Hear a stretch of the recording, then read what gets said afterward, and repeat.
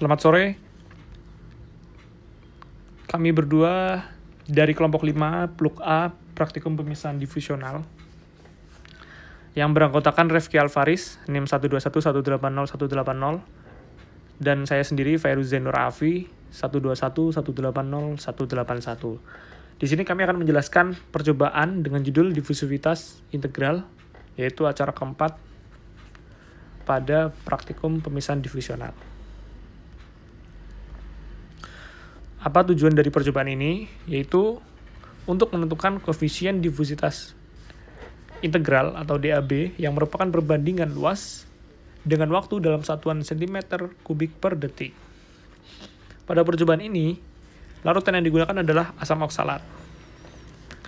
Adapun dasar-dasar ataupun pokok-pokok proses difusi, seperti prinsip kerjanya, yaitu proses difusi ini yaitu dengan adanya zat terlarut yang mendifusi dari larutan yang konsentrasi tinggi menuju konsentrasi yang rendah. Kemudian ada juga faktor-faktor difusi seperti ukuran partikel, tebal membran, luas arahnya, jarak, suhu.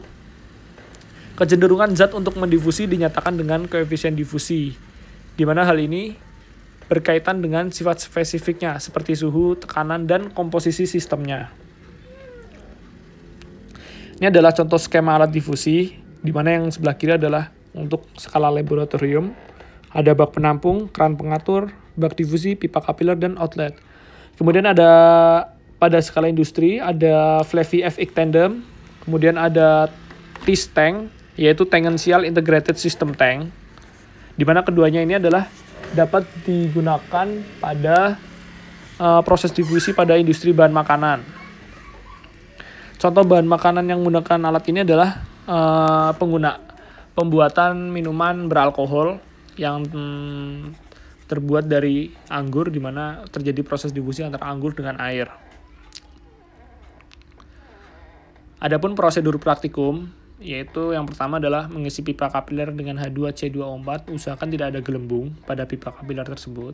Kemudian menyusun pipa kapiler dari tinggi ke rendah, dan alirkan mencapai puncak tertinggi sebagai T sama dengan 0. Jadi, mengapa kita mengurutkan dari tinggi ke rendah? Karena aliran yang diharapkan pada percobaan ini adalah aliran yang laminer, di mana ketika aliran laminer itu bisa konstan ketika mengalir dari yang tinggi ke yang rendah. Berbeda dengan ketika kita mengurutkan dari tinggi ke rendah, dari rendah ke tinggi maksud saya, justru aliran tersebut akan menabrak pipa yang lebih tinggi, sehingga aliran tersebut tidaklah aliran laminar tapi berubah menjadi aliran yang turbulen.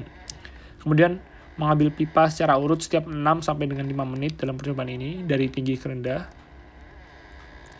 Kemudian mengambil asam oksalat dalam pipa menggunakan jarum dan masukkan pada gelas ukur. Penggunaan jarum di sini adalah supaya pipa kapiler tersebut meminimalisir adanya udara pada pipa kapiler tersebut. Jadi selain meminimalisir adanya udara di pipa kapiler tersebut, ukuran pipa kapiler ini juga sangat kecil, sehingga dibutuhkan sebuah alat yang sangat kecil juga untuk mengambil H2C2O4. Dan penggunaan jarum sebagai contoh jarum suntik di sini adalah sangat-sangat dianjurkan. Kemudian menambahkan Aquades 10 ml, lalu masukkan ke dalam Erlenmeyer. Kemudian menambahkan indikator PP. Kenapa kita menggunakan indikator PP? Karena indikator PP ini memiliki range yang tepat pada NaOH. NaOH ataupun bahasa yang digunakan di sini. Sebenarnya bisa menggunakan MO, tapi ketika kita menggunakan MO tidak tepat ketika kita menggunakan NaOH. Karena range waktu antara range antara MO dengan PP ini berbeda. Kemudian kita mengulangi percobaan untuk asam oksalat yang lain. Sebelum percobaan ini kita harus menentukan volume pipa kapiler, tingginya, kemudian kita harus standarisasi larutan NaOH dan asam standar. Asam standar yang dimaksud di sini adalah asam oksalat. Kenapa harus distandarisasi terlebih dahulu? Karena standarisasi NaOH untuk mengetahui normalitas sesungguhnya, karena akan dibuat larutan standar pada standarisasi asam oksalat. Pada percobaan ini faktor suhu diabaikan karena memiliki perbedaan suhu yang relatif sangat-sangat kecil.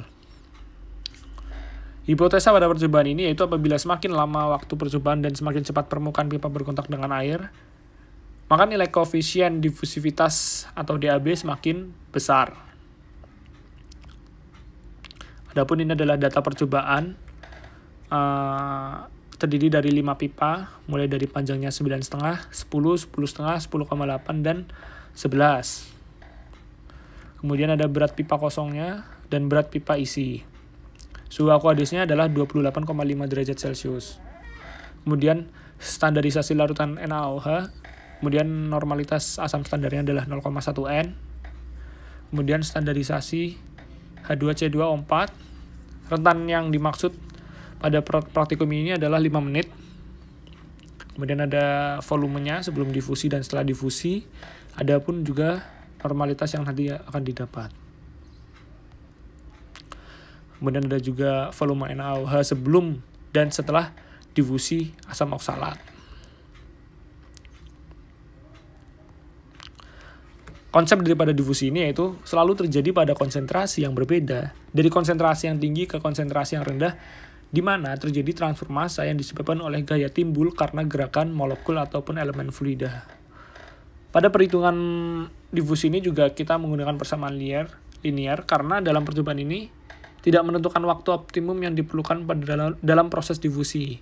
Kita hanya mencari tahu hubungan antara waktu dengan besarnya ataupun banyaknya asam oksalat yang terdifusi. Maka kita menggunakan persamaan linear yang menghasilkan grafik hubungan antara waktu dengan asam oksalat yang terdifusi.